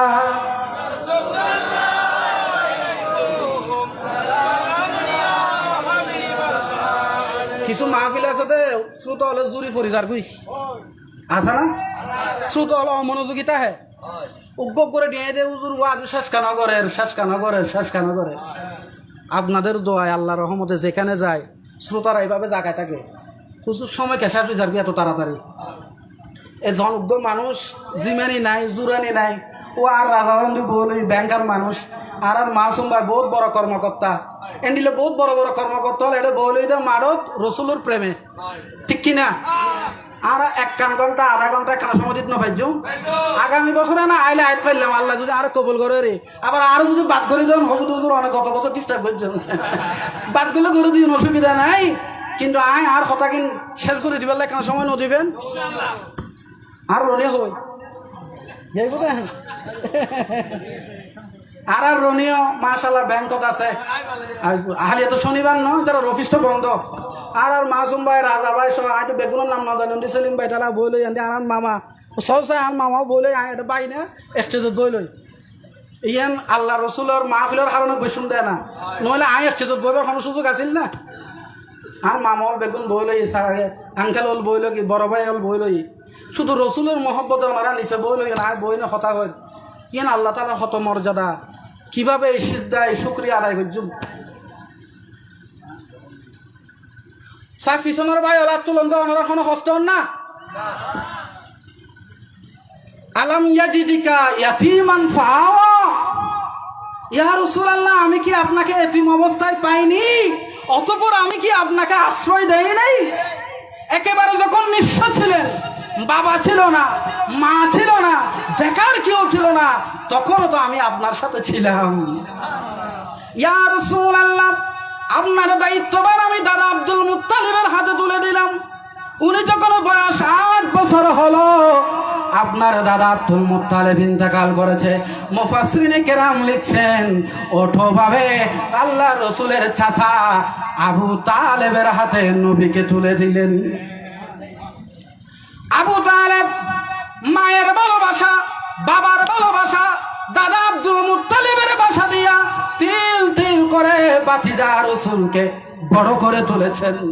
মুফাসসিরিনে কেরাম লিখেন আল্লাহর হাবিবকে তিনি এত ভালোবাসতেন, এত আদর করতেন, সন্তানের চেয়েও বেশি ভালোবাসতেন। মওলা আলী শেরে খুদা ওনার আপন সন্তান। মওলা আলী শেরে খুদা বলে আমার বাবা আমার চেয়েও আমার রসুলকে বেশি ভালোবাসতেন। ইয়া রাসূলুল্লাহ আমি আপনাকে ওই অবস্থাকে আশ্রয় দেই নাই যখন আপনার কেউ ছিল না। আমার বাবারা ভাইরা এতিমকে ভালোবাসবেন, এতিমকে মহব্বত করবেন, এতিমের মাথায় হাত বুলাইয়া দিবেন। আমার রসুল বলে যে এতিমের মাথায় হাত বুলাইয়া দে, হাতের পশম যতটুকু হাত দিয়া পশম মাথার চুলগুলো যতগুলো স্পর্শ করে প্রতিটি চুলের বিনিময়ে একটা একটা সওয়াব আল্লাহ দিয়া দে। ও এখন হাত বুলাই দেয় না, বরং হাত বুলাই এনে জমিয়ান খাই ফেলা, দোয়ান খাই ফেলার। চাচা যারা মিলি বাইফুতর এতিম বাইফুত আহারে চাচা যারা মরিবের সময় যারা হয়ে দে আর ফোয়ার এখানে চাই ফোয়ারে আট বুলাই বালা করি খাই ফেলার দা আছে না নাই? অনারার এটা আজ নাই দিয়ে অন্য জায়গায় আছে না নাই? এই এন্ডিলে চাচা যারা আছে এতিমর সম্পদ খাই ফেলার দে, বাইফুতের সম্পদ খাই ফেলার দে, কিয়ামতের দিন 70তম জমিন তার গলার মধ্যে বানি দিন আছে না? আল্লাহ যদি কেউ তা হক্ষাদায়ক দান করক অবাজি এটা দুনিয়ার মধ্যে হদিন তাইবেন সামান্য দিন। আর হদিন আসুন কেয়ার বয়স 50, কেয়ার বয়স 60-70, ইতার আর হদিন বাঁচিবে বছর 2 বছর 5 বছর জম ধরিব হরে কবর। অন যদি ফোন না আজি স্যাক্রিফাইস করেন না 2-4 দন 5-4 দন 10-4 দন না আল্লাহ তো তোমার খবরের মধ্যে প্রশস্ত করে দিও। ও নালা হাত নালা জায়গা নদে রাস্তা বান্ধি পারলে 2 ফুট নসারে ইয়ে আর জায়গা হলে বুঝিলাম তো তোর জায়গা বাজি তুই 2 ফুট সারি দেছো না আল্লাহ রসুল হয়তো তুমি যদি ছেড়ে দাও আল্লাহ তোমাকে কবরে ছেড়ে দিবেন। খবরের জায়গা দরকার আছে না নাই? দুনিয়ার জায়গার দরকার নাই। কবরে যাওয়ার সাথে সাথে নবীজি বলেন 40 হাত উত্তরে, 40 হাত দক্ষিণে, 40 হাত পূর্বে, 40 হাত পশ্চিমে তোমার কবরকে আমি যা প্রশস্ত করে দেব। এতিমেরও ভালোবাসিবেন। উক্কা সাহাবী আয়াতিম আল্লাহ রসুলের হতে ইয়া রাসূলুল্লাহ আর অন্তরিন বেশি ফাত্তর রোগী, একবারে ফাতর রোগী হতে কি আল্লাহ মহব্বত না লাগে হয়তো তুই আজিয়ে যাবে কোনো এতিম ফাইলে এতিমেরও লইনা ভাত খাইবে, এতিমের মাথা হাত বুলাই দিবে, এতিমেরও মহব্বত করিবে, টিয়া ফুসুদি সহযোগিতা করিবে। কিছুদিন পরে মানুষিবে আবার এসে সাহাবিবে হতে ইয়া রাসূলুল্লাহ আর অন্তর নরম গিয়ে গি এটা আল্লাহ মাঝে মধ্যে এতিমখানা যাবেন, এতিমখানা যাবেন, খরচুল লয়ে যাবেন, টিয়া বসে দিবেন, ইটার আল্লাহ বই ভাত খাইবেন। নবীজি বলেন এই কাজটা যে করেছে ওই এতিমের অভিভাবক আর আমি হাসরের ময়দানে এইভাবে থাকবো, আমি রসুলের সাথে রাখবো তাকে। এখন এতিমরে ভালোবাসার দে না, এতিমের কিন হাই ফেলার দে, হাই ফেলার। তাহলে এই ধরনের আলোচনার দরকার আছে না নাই? আলাম ইয়াজিদিকা ইয়াতীমান ফাআওয়া। এরপরে আল্লাহ পাক বলেন 7 নম্বর আয়াতে ওয়াওয়াজাদাকা দাল্লান ফাহাদা। এই আয়াতের তাফসীর করতে গিয়ে অনেক মুফাসসির ঈমান হারাই ফেলছে, অনেক মুফাসসির অ্যাক্সিডেন্ট করছে, অনেক মুফাসসির তার এলম কালাম সব শেষ হয়ে গেছে। ওয়াওয়াজাদাকা দাল্লান ফাহাদার তাফসীর করতে গিয়ে এক মুফাসসির, ওনার নাম সৈয়দ আবুল আলা মওদুদি, উনি তার তাফহিমুল কোরআনের মধ্যে লিখতেছেন ইয়া তোমাকে পেয়েছেন পথ অনভিজ্ঞ অতঃপর পথ দেখিয়েছেন। আপনি পথ চিনতেন না, এরপরে পথ দেখিয়েছেন। আরেক মুফাসসির আশরাফ আলী তানভী তিনি তার কিতাবে লিখতেছেন আপনাকে পেয়েছেন শরীয়ত সম্পর্কে অনভিজ্ঞ, এরপরে আপনাকে বিজ্ঞ বানিয়েছেন। শাহ আব্দুল কাদের লিখেছেন ইয়া রাসূলুল্লাহ আপনাকে আল্লাহ রসুল পেয়ে আল্লাহ পেয়েছিল পথভ্রষ্ট, এরপরে আপনাকে পথ দেখিয়েছেন। নাউজুবিল্লাহ হইতেন না? রসুল কি পথভ্রষ্ট ছিল? পথহারা ছিল? অনভিজ্ঞ ছিল? এখানে দাল্লানের তাফসীর করতে গিয়ে ওনারা অ্যাক্সিডেন্ট করেছেন। দাল্লান মানে পথভ্রষ্ট। আর আলা হযরত ইমাম আহমদ রেজা খা ফাযিল বেল্লভী রাহমাতুল্লাহ আলাইহি তিনি খানজুল ঈমান ফি খাজাইনুল ইরফানের ভিতরে লেখেন ইয়া রাসূলুল্লাহ না না না, আপনি আল্লাহর ভালোবাসায় বিভোর ছিলেন। তখন আল্লাহ তাআলা আপনাকে কোরআন পাঠাইয়া জাতিকে হেদায়েত করার জন্য পথ দেখিয়ে দিয়েছেন। ওয়াওয়াজাদাকা দাল্লান। আচ্ছা আমাদের নবী কি কখনো মিথ্যা কথা বলেছেন? গীবত করেছেন? কারো হক মেরে খেয়েছেন? কখনো মূর্তির পূজা করেছেন? কখনো ব্যভিচার করেছেন? তাহলে নবী কিভাবে পথভ্রষ্ট হয়? কোন নবী কি দুনিয়াতে এসে নবী হয়েছেন, না নবী হয়েই দুনিয়াতে এসেছেন? যাদের আকীদা 40 বছরের পরে নবী তারা ভ্রান্ত, তারা পথভ্রষ্ট। কোন নবী দুনিয়াতে এসে নবী হন নাই, সকল নবী নবী হয়েই এসেছে। আল্লাহুম্মা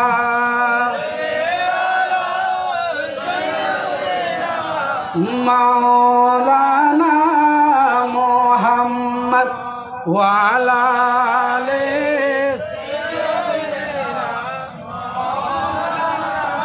এবার আল্লাহ রাব্বুল আলামিন 9 নম্বর আয়াতে বলেন, কয় নম্বর আয়াত? আমি সংক্ষেপে চলে যাচ্ছি দ্রুত। 9 নম্বর আয়াতে বলেন ফাআম্মাল ইয়াতীমা ফালা তাকহার। ইয়া রাসূলুল্লাহ কোন এতিমের সাথে ধমক দিয়ে কথা বলেন না, এতিমের সাথে শক্ত ভাষায় কথা বলেন না। ফাআম্মাল ইয়াতীমা ফালা তাকহার ওয়া আম্মাস সাইলা ফালা তানহার। আল্লাহর হাবিবকে বলা হচ্ছে ওয়া আম্মাস সাইলা ফালা তানহার। কোন ভিক্ষুক যদি আপনার দরবারে আসে, কোন ভিক্ষুককে আপনি তাড়াইয়া দিয়েন। আচ্ছা নবী কি ভিক্ষুককে তাড়াইয়া দিতেন? এটা আমাদেরকে বলছে ওয়া আম্মাস সাইলা ফালা তানহার। কোন ভিক্ষুক যেন আপনার দরবার থেকে খালি হাতে ফেরত না যায়। আমার নবী কেমন দানশীল ছিলেন একটা উদাহরণ দিই।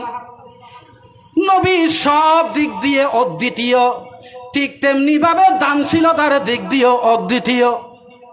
আল্লাহর হাবিবের দরবারে বাহরাইন সরকার 1 লক্ষ দিরহাম পাঠিয়েছে। বাহরাইন সরকার আল্লাহর হাবিবকে হাদিয়া দিয়েছেন। আল্লাহর হাবিব নিজের কাছে রেখে দেন নাই, বলেন বেলাল যাও মদিনার অলিতে গলিতে যাও, আমার কিছু গরীব সাহাবী আছে তাদেরকে মসজিদে নববীতে আসতে বলো। আল্লাহর হাবিব ফজরের নামাজের পর থেকে কাউকে 2 দিরহাম, কাউকে 5 দিরহাম, কাউকে 10 দিরহাম, যার যতটুকুন প্রয়োজন দিরহামগুলো বিতরণ করতে করতে জোহরের নামাজের টাইম হয়ে গেছে। জোহরের নামাজ শেষ হয়ে গেল, তার দান শেষ হয়ে গেল। একজন সাহাবী দাঁড়িয়ে বললেন, ইয়া রাসূলুল্লাহ, আমি খুব গরীব সাহাবী, মদিনার মসজিদে নববী থেকে আমায় অনেক দূরে বসবাস করি। হাবিব আমার আসতে দেরি হয়ে গেছে, আমার চুলায় আগুন জ্বলে না, ছেলে মেয়ে নিয়ে খুব কষ্টে আছি, আমাকে কিছু দান করুন। অথচ দান সব আমাদের কাছে যদি এরকম কেউ আসে আমরা বলবো ও এতক্ষণ দেরি কা করছো, আর খানা আগাই না পারো না, এদিকে হইতো না কিনা। আমার নবী সেভাবে বলে নাই, বলে যেন ও সাহাবী, মদিনার বাজারে কি তোমার কোনো সৌদাগরের সাথে পরিচয় আছে? সাহাবী বললেন, হ্যাঁ হ্যাঁ, অনেক সৌদাগরের সাথে আমার পরিচয় আছে। বলেন যাও ওই পরিচিত সৌদাগরের কাছে যাও, তোমার চাল ডাল তেল যা লাগবে সব নিবা, আর বাকির খাতায় আমার নামটা লিখে রাখিও। কি দয়াল নবী, কি মায়ার নবী, কি রহমতের নবী। হযরত ওমর ইবনে খাত্তাব দাঁড়িয়ে গেলেন, ইয়া রাসূলুল্লাহ, আপনাকে দান করতে বলেছেন কিন্তু কর্জ করে দান করতে বলেন। আল্লাহর হাবিব বললেন, কেন তোমরা সূরা দোহার ভিতরে পড়ো নাই? আমার আল্লাহ বলেছেন, ওয়া আম্মা সাইলা ফালা তানহার। ইয়া রাসূলুল্লাহ, কোন সাইল, কোন গরিব মানুষ, কোন ভিক্ষুক যদি আপনার কাছে হাত পাতে, কাউকে খালি হাতে ফেরত দিয়েন। আপনার কাছে কেউ যদি আসে, কিছু যদি নাও তাকে মুস্কি হাসি দিবেন, সওয়াব পেয়ে যাবেন। সুন্দর করে কথা বলবেন, সওয়াব পেয়ে যাবেন। এরপরে আল্লাহ বলেন, ওয়া আম্মা বিনিআমাতি রাব্বিকা ফাহাদ। শেষ আয়াত। কি আয়াত? হ্যাঁ, 8 নম্বর লগি না? ও আজিজ ভাই তো 8 নম্বর লগি বলে হয়। ও ওয়াজাদাকা আইলান ফাআগনা। ওই আর সময় ফেসাদ দে রনি করে টাইম লই বই লইছ। ওয়াজাদাকা আইলান ফাআগনা। ইয়া রাসূলুল্লাহ, আপনি ছিলেন নিঃস্ব, আপনার কোনো টাকা পয়সা ছিল না, গাড়ি ছিল না, বাড়ি ছিল না, থাকার মতো একটা ভালো ঘরও ছিল না। ইয়া রাসূলুল্লাহ, আমি কি আপনাকে ধনী বানায়া দিই নাই? ফাগনা, আমি তো আপনাকে ধনী করে দিয়েছি। কেমন ভাবে? রসুল পাকের স্ত্রী, প্রথম স্ত্রী মা খাদিজাতুল কুবরা। মা খাদিজাতুল কুবরা ব্যবসায়ী ছিলেন, কোটি কোটি টাকার মালিক ছিলেন, মক্কার বিখ্যাত ব্যবসায়ী ছিলেন। নবীজির সাথে যখন আল্লাহ রসুলের বিয়ে হয়েছে, মা খাদিজাতুল কুবরা বলেন, এতদিন সম্পদের মালিক আমি ছিলাম, ইয়া রাসূলুল্লাহ, আজকে থেকে আমার সমস্ত সম্পদের মালিক আপনাকে বানায়া দিলাম। যেখানে যত টাকা লাগে ইসলামের জন্য আপনি খরচ করেন। ইয়া রাসূলুল্লাহ, মদিনার প্রেসিডেন্ট হয়েছেন, গনিমতের মাল পেয়েছেন, অসংখ্য যুদ্ধে বিজয় হয়েছেন, গনিমতের মাল আপনাকে দিয়েছি। আর মুফাসসিরিনে কেরাম বলেন, না, আসল ধনী এটা না, আসল ধনী হলো যার যতটুকু প্রয়োজন তাকে ততটুকু দেওয়ার পরে বলে আলহামদুলিল্লাহ। কি বলে? আল্লাহ আমার কাছে তুমি যা দিয়েছো আলহামদুলিল্লাহ, সন্তুষ্ট আল্লাহ। কিন্তু আমাদের অভ্যাস হলো যত চাই তত, যত পাই তত, যত পাই। আমার এখানে রশিদাবাদে ফ্লট আছে, আহারে কুলসিতে যদি একটা ফ্লট নিতে পারতাম, ঢাকায় বসুন্ধরা যদি একটা ফ্ল্যাট নিতে পারতাম, আহারে 2টা দোকান হতো, আরো 2টা দোকান হতো, ইন্ডাস্ট্রির মালিক হইতে পারতাম, চাহিদার কোনো শেষ। আল্লাহ পাক বলেন, আলাহা কুমুত তাকাসুর হাত্তা যুরতুমুল মাকাবির। ততক্ষণ পর্যন্ত তার চাহিদা শেষ হবে না যতক্ষণ সে কবরে যাবে। নবীজি এভাবে ছিলেন ধনী। এরপরে ওয়া আম্মা বিনিমাতি রাব্বিকা ফাহাদ্দিস, ইয়া রাসূলুল্লাহ আপনাকে যা যা নিয়ামত দিয়েছি সেটা মানুষের কাছে বয়ান দেন।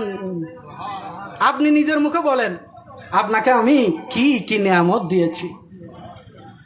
বুখারী, মুসলিম, তিরমিজি, ইবনে মাজা, সিয়াসিত্তা যত হাদিস গ্রন্থ আছে সবগুলোকে এক জায়গায় আনলে আমি দেখলাম নবীজির দরবারে সাহাবাই কেরাম একটা মজলিস করতেছেন। কেউ বলতেছেন আহারে আদম আলাইহিস সালাম কত সৌভাগ্যবান নবী, আল্লাহ তাআলা আদম আলাইহিস সালামকে সফিউল্লাহ বানিয়েছেন। মূসা আলাইহিস সালাম কত সৌভাগ্যবান নবী, মূসা আলাইহিস সালামকে আল্লাহ কলিমুল্লাহ বানিয়েছেন। ঈসা আলাইহিস সালাম কত সৌভাগ্যবান নবী, আল্লাহ ঈসা আলাইহিস সালামকে রূহুল্লাহ বানিয়েছেন। হযরত ইব্রাহিম আলাইহিস সালাম কত সৌভাগ্যবান নবী, আল্লাহ ইব্রাহিমকে খলিলুল্লাহ বানিয়েছেন।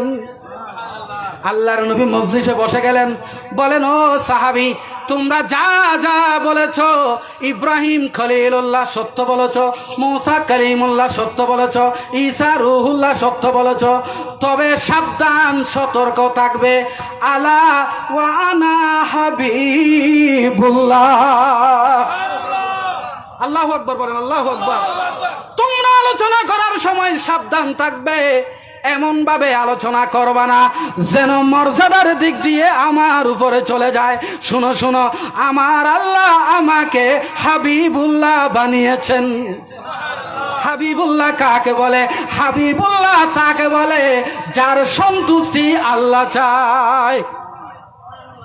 আর শোনো, আনা সাইয়্যিদু উলদি আদম ওয়ালা ফখর, আমি কিয়ামতের মাঠে হবে সবার সৈয়দ, আমি হব সৈয়দ। ওয়া বিয়াদি লাওয়াউল হামদি ওয়ালা ফখর, আমার কাছে প্রশংসার পতাকা থাকবে। এটা আমার অহংকার না, আমার আল্লাহর দরবারে শুকরিয়া। মাস্টার্স পাস করেছে, বড় কর্মকর্তা হয়েছে, এমপি মন্ত্রী মিনিস্টার হয়ে গেছে, কি অহংকার! ওনার পাশ দিয়ে মাছিও উড়ে যেতে পারে না। আছে না নাই? তুচ্ছতাচ্ছিল্য করা অহংকার। আপনার অহংকার করার কিছুই নাই। যদি একবার ডায়রিয়া হয়ে যায়, 3-4 বার বাথরুমে যাওয়ার পরে বিছানায় শায়িত হয়ে যাবেন। আপনার কিসের অহংকার? আপনার অহংকার করার কিছু আছে? আল্লাহর হাবিব নিজেও বলেন ওয়ালা ফখর ওয়ালা ফখর ওয়ালা ফখর। যেহেতু আমার আল্লাহ বয়ান দিতে বলেছেন সেই কারণে বয়ান দিচ্ছি, নতুবা বয়ান দিতাম না। ওয়ালা ফখর, তবে সেটা আমার অহংকার না, আমার আল্লাহর দরবারে শুকরিয়া। ওয়া আম্মা বিনিমাতি, কয়টা আয়াত? 11টা। বলেন কয়টা? 11টা আয়াত, 11টি বিষয়ে কথা বললাম। আল্লাহ আমাদের খলিজাটাকে ঠান্ডা করে দাও, শীতল করে দাও, নরম করে দাও। আল্লাহ কোরআনের প্রেমিক বানিয়ে দাও, রসুল প্রেমিক বানিয়ে দাও। ইয়া রাব্বাল আলামিন, তুমি আমাদেরকে মুমিন ইমানদার, পাক্কা ইমানদার বানিয়ে দাও। ওয়া আখিরু দাওয়ানা আনিল হামদুলিল্লাহি রাব্বিল আলামিন। আসসালামু আলাইকুম ওয়া রাহমাতুল্লাহি ওয়া বারাকাতুহু। ইয়া নবী সালাম।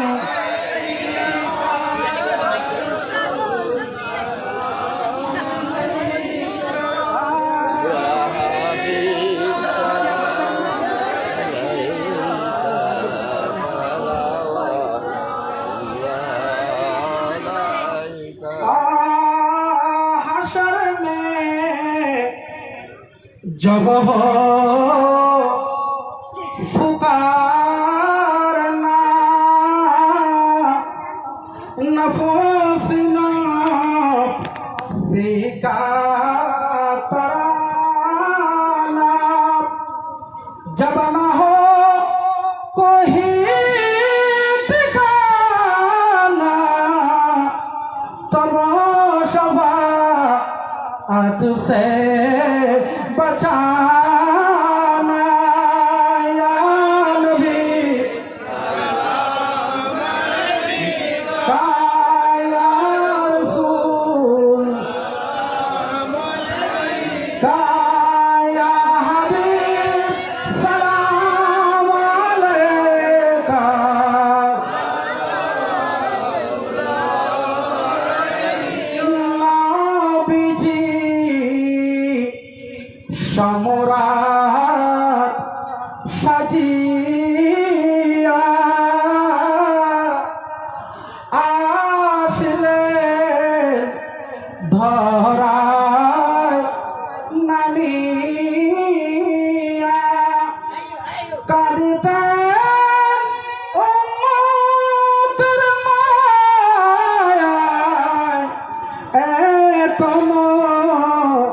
কাঁদেন মদিনা নবী আয়া রাসূল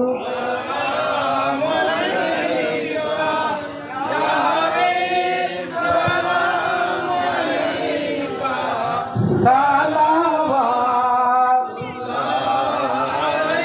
हम यहाँ से पुकारे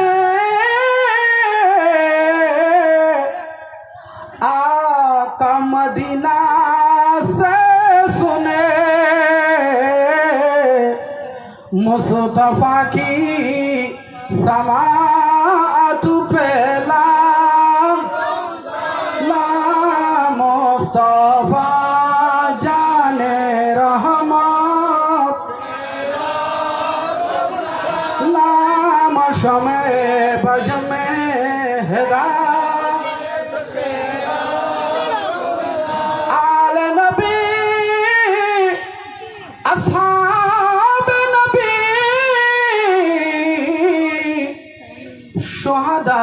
शुहदाए किराम गुल बागे रिसालत पहला मुस्तफा पहला को सलाम शमे बज में गौसे आज़म इमामों तो का वन्नों का गौसे आज़म इमामों तो का वन्नों का जलवाए शाने कुदरत नाम मुस्तफा जाने रहमत जिनके हर हर दा सुन्नते मुस्तफा ऐसे पीरे तरीक़त पहला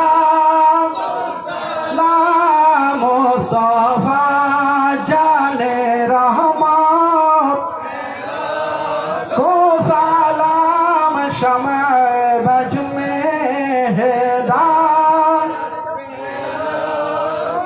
या इलाही सदक़ाए मिलाद रसूल ये सलामी आज जाना हो कबूल मदीने के चाँद मदीने के चाँद मदीने के चाँद करोड़ों सलाम मदीने के चाँद बेहद सलाम সবাই কাতার হয়ে বসেন বালাগালা